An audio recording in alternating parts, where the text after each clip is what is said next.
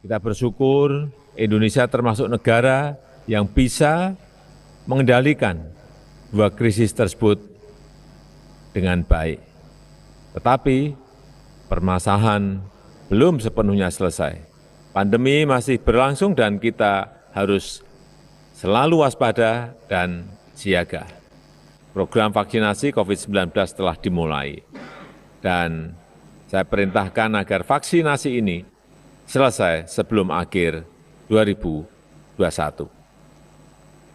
Kita sudah memesan 426 juta dosis vaksin dari 4 perusahaan dan negara yang berbeda.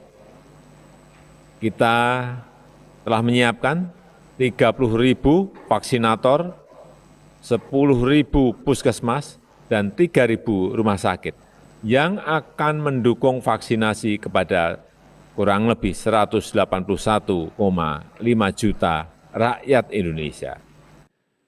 Jumlah orang miskin makin meningkat oleh pandemi. Paling banyak peningkatan orang miskinnya ada di Kabupaten Kuningan, kemudian di Indramayu, kemudian di Sumedang, Kabupaten Cianjur, dan Kota Cirebon. Bahasa ilmiahnya indeks kedalaman kemiskinan, kira-kira begitu ya. Total 19 kota kabupaten yang mengalami kenaikan kemiskinan, ada 8 yang tidak, dari 19 itu paling tinggi lompatan kemiskinannya ada tadi yang saya sebutkan, kira-kira begitu. Ya, itu tadi pernyataan dari dua pemimpin, yang satu presiden, yang satu lagi adalah gubernur Jawa Barat ya. Meskipun kalau bicara soal kesejahteraan sosial buat masyarakat, permasalahan ini tentu merata sebetulnya ya di beberapa wilayah di tanah air. Tapi pagi ini kita akan mengundang salah satu narasumber atau beberapa narasumber, salah satunya adalah pemimpin dari Provinsi Jawa Barat, Wakil Gubernur Jawa Barat, Kang Uu Ruzanul Ulum. Selamat pagi, Assalamualaikum Pak Wagub. Selamat pagi, Waalaikumsalam warahmatullahi wabarakatuh. Ya, lalu juga ada Pak Justinus Prastowo. Selamat pagi, Pak Justinus. Selamat pagi, Mas Arief, Mbak Vita, Kang U. Ya, dan juga ada Bu Eni Srihartati. Selamat pagi, Bu Eni. Pagi semuanya, Mas Rifi. Ya, saya ingin ke Wakil Gubernur Jawa Barat terlebih dahulu deh. Dalam pernyataan Gubernur Ridwan Kamil yang menyebutkan merilis beberapa kabupaten kota ya, Pak Wagub. Ini benarkah datanya sedemikian masif begitu, melonjak angkanya? Ya, memang hasil evaluasi kami dengan statistik ya BPS di Jawa Barat, termasuk juga dengan BI, dan beberapa kali kita bahas. Jawa Barat ini setelah adanya PSBB, dari awal ini ekonomi kita melorot. Kalau sebelum PSBB, ekonomi kita naik 5,6%, melebihi kenaikan tingkat nasional. Tapi setelahnya PSBB yang pertama, ini sampai min 5,3 merorot. Tetapi alhamdulillah kemarin setelah adanya AKB, kita meningkat lagi sampai 2% lebih, kemudian 3% lebih. Nah, sekarang dengan adanya situasi seperti ini, kita melorot lagi sampai 19 kota kabupaten. Tetapi uniknya ada perbedaan gitu hasilnya. Kalau dulu kan kota Tasikmalaya, kabupaten ini rendah sekali peningkatan atau penurunan kemiskinannya. Bahkan banyak yang dianggap kemiskinannya selalu meningkat. Tapi sekarang ini yang dianggap stabil atau peningkatan kemiskinannya tidak terlalu tinggi, antara lain seperti Kabupaten Tasikmalaya, Kota Tasikmalaya, kemudian juga Kabupaten Bandung Barat gitu. Ini semua dianggap kemiskinannya tidak terlalu banyak peningkatannya, termasuk juga Kabupaten Purwakarta dari Kabupaten Subang. Kemudian juga pemerintah Provinsi Jawa Barat dari sejak awal kita sudah mengadakan 3 benteng ya, atau 3 pasir. Yang pertama dengan COVID ini adalah penanganan terhadap COVID ini, yaitu masalah PHBS dan juga yang lainnya. Kemudian yang kedua, pasir kita adalah dengan adanya bansos. Nah, sekarang sedang fase ketiga, yaitu pemulihan ekonomi. Langkah-langkah yang dilakukan hari ini insya Allah akan efektif, akan jitu dalam menangani kemiskinan ataupun meningkatnya masyarakat miskin di Jawa Barat. Pak Wagub, sebelum kita bicara mengenai proses pemulihan ekonomi di wilayah Jawa Barat, saya ingin tanya dulu seperti ini. Untuk data dari BPS, untuk angka kemiskinan yang dinyatakan tinggi di tahun ini dibandingkan di tahun 2019, ini seperti apa datanya? Dan kategori orang yang dinyatakan miskin ini yang seperti apa sih data BPS? Ya, kategorinya pertama mereka yang awalnya punya pekerjaan, kemudian tidak mendapatkannya punya pekerjaan. Sekarang aja pengangguran di Jawa Barat ini hampir 5.700.000 orang. Hasil evaluasi kemarin akhir-akhir ini. Kemudian juga mereka yang dilihat dari segi rumah lah ya.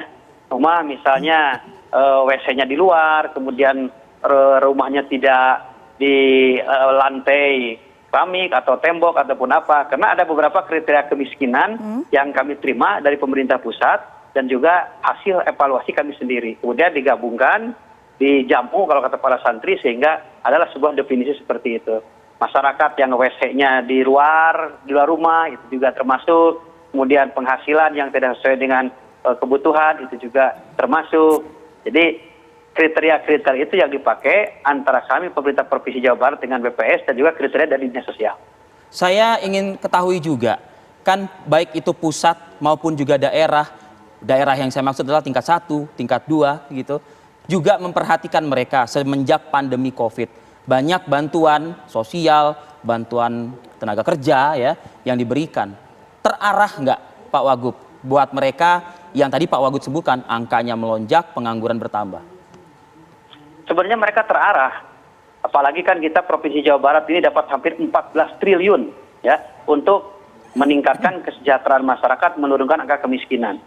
Begitu juga kami punya program yaitu yang dinamakan kredit mesra masyarakat sejahtera tanpa anggunan, bisa dengan 1 juta, 2 juta dan yang lainnya.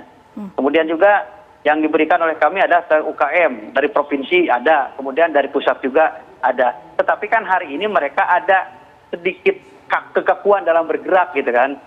Terutama mereka dalam suasana AKB, suasana pandemi, apalagi sekarang PPM ini tetap aja mereka tidak begitu leluasa karena ada aturan-aturan yang harus dilakukan oleh mereka di saat berinteraksi atau berdagang, berbisnis. Khususnya mereka yang ekonominya kecil atau disebut UKM dengan tidak adanya sekolah. Sekolah kan sekarang tidak ada aktivitas, jadi mereka tidak jualan di sekolah. Kemudian juga kayak tukang ojek, sekarang pendapatannya berkurang. Kemudian hal-hal yang lain selalu ada kendala di saat mereka berinteraksi. Tapi sebenarnya pemerintah Provinsi Jawa Barat sudah memberikan keluasan, silakan aktivitas, acting dan yang lainnya asal tetap menerapkan protokol kesehatan. Bukan berarti kami melarang, silakan asal menerapkan protokol kesehatan. Tapi mereka tetap aja ada kekakuan dalam hal ini. Oke, Pak Wagub, tadi ada pertanyaan saya yang belum terjawab. Untuk data dari angka kemiskinan ini pertumbuhannya dari tahun 2019 ke 2020, ini perbandingan seperti apa? Persentase kenaikannya? Persentase kenaikan pertama adalah dari jumlah kabupaten kota yang meningkat. Itu dari 2019 sampai sekarang. Kemudian juga persentasenya ini sekitar 15 ataupun sekitar 14% ada peningkatan mereka yang miskin, terutama mereka yang di PHK. PHK juga kan banyak ini. Jadi kalau kata Pak Wapres ini terjadi misbar di Jawa Barat, miskin baru setelah adanya pandemi ini. Oke, saya geser dulu ke Pak Justinus ya, Pak Wagub. Pak Justinus, saya ingin menanyakan hal yang tadi disampaikan di awal pernyataan Presiden Republik Indonesia Joko Widodo begitu. Bahkan dalam sebuah acara yang dinamakan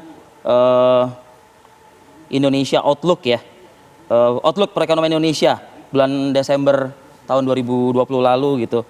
Ini menyatakan sukses kendalikan krisis ekonomi dan kesehatan. Tapi Jawa Barat merilis datanya seperti tadi, Pak Justinus. Ya, terima kasih Mas Arief. Sebenarnya yang disampaikan Presiden Jokowi dengan Pak Wagub juga inline, bahwa yang dikatakan bahwa kita dalam keadaan yang lebih baik, itu dalam arti kita bisa membuat respon kebijakan yang arahnya sudah tepat, meskipun tidak semuanya sudah ideal dan optimal, tapi setidaknya dengan respon kebijakan pemerintah tersebut, kita dapat mengerem laju pemburukan. Dan kita juga bisa melihat tanda-tanda beberapa indikator berapa sektor sudah mulai membaik. Tadi kalau bertolak dari data Pak Wagub, saya sepakat pasti ada tambahan jumlah orang miskin karena memang keadaan kita luar biasa, sangat berat bagi siapapun, pekerja, pengusaha, dan masyarakat secara keseluruhan. Tetapi Kementerian Keuangan juga melakukan pengukuran, Mas Arief, dari bantuan sosial atau perlindungan sosial yang diberikan kurang lebih 230 triliun di tahun 2020, itu berhasil mengurangi laju penambahan orang miskin. Tanpa intervensi, jumlah orang miskin tahun 2020 itu diperkirakan naik dari 8,99 menjadi 10,96%, atau naik 1,97%. Dengan intervensi bansos tadi, ada 12 skema bansos, kita bisa mengurangi laju menjadi 9,69% atau berkurang 1,27%. Ditambah lagi, bansos yang sudah diberikan itu tingkat ketepatan mencapai 83-85% dan menolong kurang lebih 50% penduduk termiskin. Ini juga menarik karena ternyata selama pandemi terjadi perubahan pekerjaan. Jadi untuk pertama kalinya di tahun 2020 jumlah mereka yang bekerja sebagai buruh atau karyawan turun drastis, berubah menjadi pekerja informal, utamanya UMKM. Dan ini juga ada kontribusi pemerintah, pusat daerah dalam rangka memberikan dukungan bagi para pelaku UMKM, baik banpres produktif maupun skema pinjaman lunak dan penundaan kredit. Saya rasa konteksnya seperti itu. Jadi yang kita hindari atau kita cegah adalah pemburukan yang lebih dalam. Dan kita melihat arah kebijakan sudah tepat. Baik, berbagai stimulus sudah dilakukan oleh pemerintah untuk kemudian melakukan proses pemulihan terhadap ekonomi. Nanti kita akan bahas lebih lengkap, tapi kita harus jeda dulu sejenak. Apa kabar Indonesia Pagi akan kembali hadir usai jeda.